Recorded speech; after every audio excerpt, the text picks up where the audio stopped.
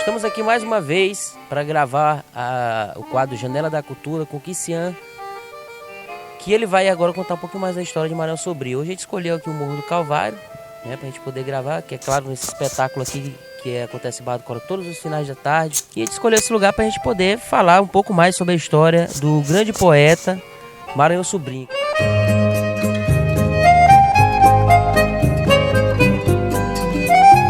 Kician,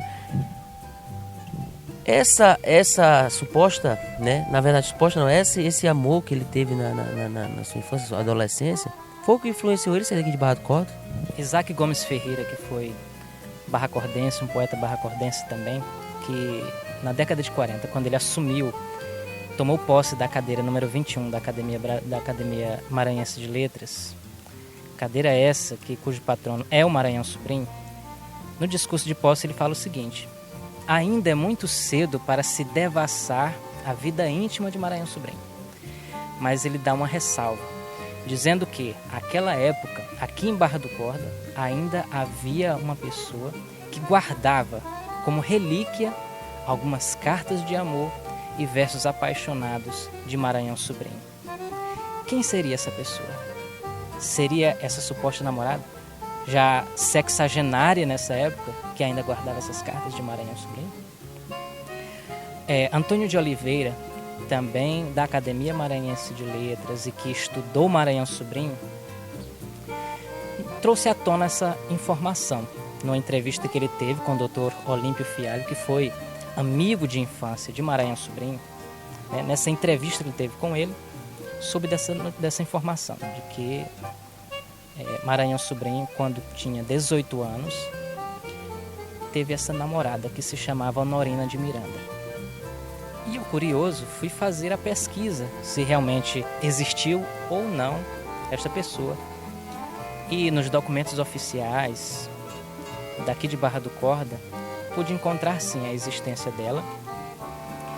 E ela assinou como testemunha em muitos casamentos de personalidades da cidade, e pela caligrafia dá para se notar que ela tinha uma boa educação. Inclusive, ela era irmã do Raimundo Nonato de Miranda, que foi professor, um dos últimos professores de Maranhão Sobrinho, e talvez por conta dessa ligação com o seu professor, ele teve contato com a Honorina e se enamorou dela, né?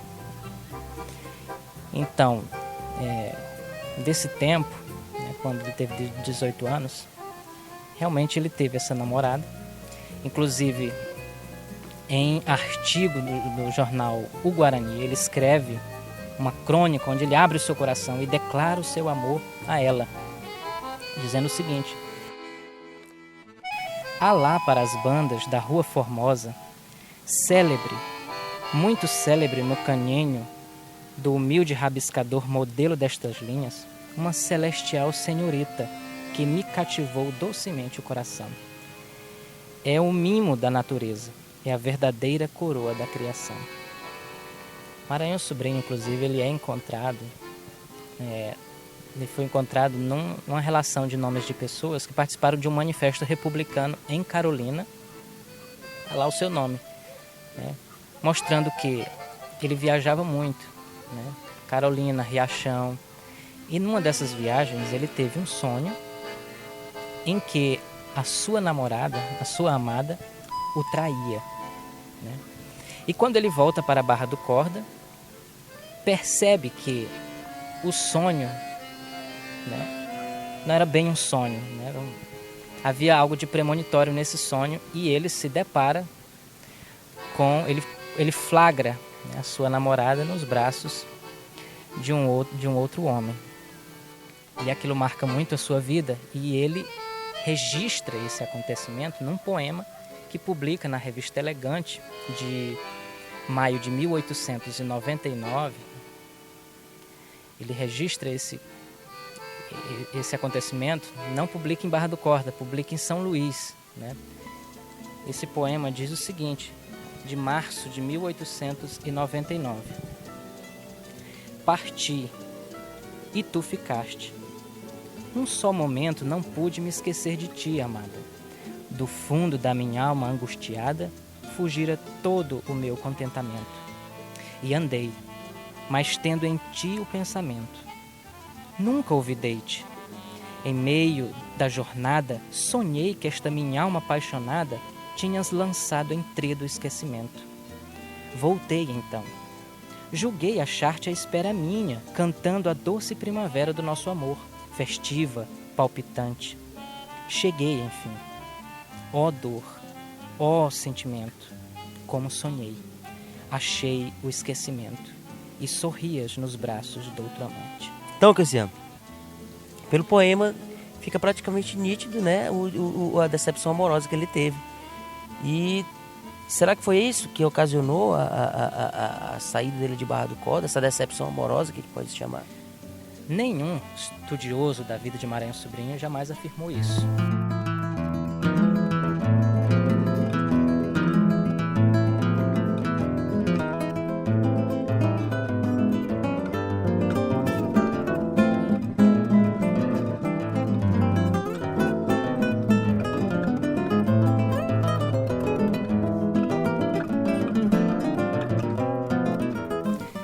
Obviamente que teve várias razões para a sua saída, igualmente válidas. Mas há algo de interessante, porque alguns dizem o seguinte: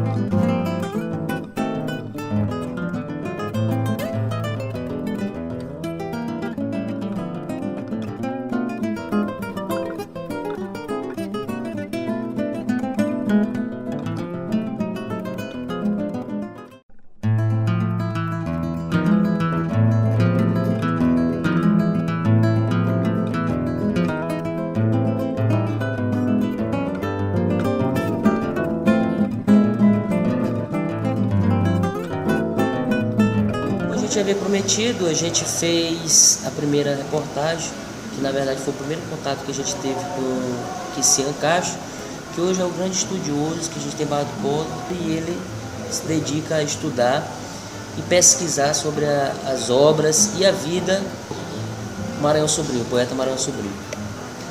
Então a gente está aqui mais uma vez com o Cassiano, né, pesquisando algumas coisas sobre o Maranhão Sobrinho, e vi que existe uma polêmica sobre a data de nascimento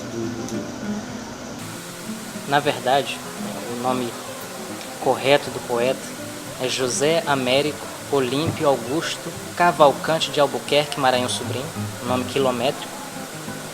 Nasceu em Barra do Corda no dia 30 de dezembro de 1879, uma casa humilde de taipa, localizada na rua Luiz Domingues, canto com a rua Gonçalves Dias, onde hoje está sendo construída uma clínica. Na verdade, existe essa polêmica em torno do que seria a verdadeira data de nascimento do poeta Maranhão Sobrinho. Alguns afirmam que Maranhão Sobrinho teve a infeliz coincidência de ter morrido justamente no mesmo dia e mês em que nasceu, ou seja, no dia 25 de dezembro. Que não é verdade. Essa hipótese ela caiu por terra desde 1994, com a publicação do livro Barra do Corda na História do Maranhão, de autoria do saudoso professor Galeno Edgar Brandes, que trouxe provas documentais que mostram que, na verdade, Maranhão Sobrinho nasceu não no dia 25 de dezembro, mas no dia 30 de dezembro de 1879. Inclusive esse livro, né, que é uma segunda edição do livro de estreia do poeta Maranhão Sobrinho, e muitos, né, simplesmente disseram que está publicado, está publicado. Aqueles mais antigos não quiseram mudar a data, mas aqueles mais jovens, mais recentes, da nova geração, afirmaram, né, que nas próximas edições vão fazer essa retificação. Ele nasceu aqui em Barra do Corda e viveu um pouco da sua infância aqui, né? O que ele, como poeta, como um futuro poeta naquela época, né? O que ele fez aqui em Barra do Corda? Maranhão Sobrinho ele chamou a atenção desde a sua infância. Foi uma criança hiperativa, travessa e que aprontou muito por aqui. Fez as suas travessuras pelas ruas ainda poeirentas de Barra do Corda. Conta-se, inclusive, que Maranhão Sobrinho, certa vez, juntamente com outros garotos da sua idade, ateou fogo numa palhoça que ficava na rua Gerôncio Falcão, canto com a rua Irmã Helena. Não sabemos se o Maranhão Sobrinho tinha conhecimento, mas naquela casa morava uma senhora idosa, viúva, que por pouco não morreu nesse incêndio, né? E, como sempre, o pequeno Zeca, como ele era conhecido, como ele sempre fazia, ele foi se esconder debaixo das rumas de algodão, né, que ficava nas usinas de beneficiamento de algodão que havia aqui em Barra do Corda, de propriedade do comerciante Manuel José Salomão. E nesses lugares ele permanecia até que a promessa de castigo se transformava em preocupação. Era uma tática do poeta, né, para escapar das surras. Ele ingressa, né, na escola Santa Cruz, do Dr. Isaac Martins dos Reis, que na verdade foi uma figura muito importante aqui em Barra do Corda, na questão da difusão do republicanismo, do abolicionismo em todo o sertão maranhense. Mas na verdade ele concluiu o primário na escola do professor Manuel Raimundo Nonato de Miranda, que além de ter sido mestre para Maranhão Sobrinho, foi também um grande amigo e quem muito incentivou ele nesse caminho da poesia. Ele começou a escrever muito precocemente. Quando ele termina o curso primário, ele ingressa no comércio local e diz-nos que ele passa a ler tudo que lhe caía nas mãos, principalmente o Almanaque Luso-Brasileiro, com suas páginas repletas de poesias, né, de Casimiro de Abreu, de Álvares de Azevedo, de Gonçalves Dias. É dessa época, por exemplo, um poema de Maranhão Sobrinho, intitulado Teresa, que diz o seguinte: "E quando passas, mimosa, ó pequenina flor da minha aldeia, gravando com os pezinhos cor-de-rosa sonetos doces na suave areia." Quer dizer, as primeiras composições de Maranhão Sobrinho foi de cunho romântico, ressonância dessas primeiras leituras. E o primeiro jornal a publicar um poema de Maranhão Sobrinho foi o jornal O Campeão, de propriedade do senhor José Fialho, que foi o irmão mais velho do Dr. Olímpio Fialho, amigo de infância do poeta. Além desse também o jornal O Norte, foi o jornal barracordense mais importante, fundado por Isaac Martins e posteriormente de propriedade do estadista Frederico Figueira. Além desse também o jornal O Guarani, o jornal O Porvir, que além de divulgar as suas poesias, Maranhão Sobrinho foi também o redator-chefe desse jornal, é o que poucas pessoas têm conhecimento. E também a revista Elegante, de São Luís. Ou seja, ele vivendo ainda em Barra do Corda, emitiu suas poesias para serem publicadas na capital do estado. Maranhão Sobrinho tinha uma vontade enorme de possuir um canário belga. Ele desejava, ele sonhava em acordar pelas manhãs, né, ouvindo o trinar sonoro, né, dessa ave canora. E sabendo disso, uma vizinha dele resolveu então dar um de presente para ele no dia do seu aniversário. Maranhão Sobrinho ficou muito feliz com isso, mas com seu jeito irresponsável, um garoto irresponsável como ele era, deixou o canário passar o dia inteiro sem comer nem beber. E quando o dia amanheceu, ao invés de ele acordar ao som do canto daquela ave, notou que ela havia morrido de inanição. Maranhão Sobrinho ficou muito triste, né, com esse acontecimento e escreveu um poema em homenagem ao canário. Na verdade, o canário nunca cantou, mas ainda hoje canta. Podemos ouvir o canto dessa ave através do soneto que ele escreveu em homenagem ao canário. Minha vizinha, um pródigo tesouro de bondade, no meu aniversário, ofereceu-me gentilmente um louro conirostro, nem sei a que compare-o. Os versos do meu quérulo rimário, desde esse dia, com seus trenos douro.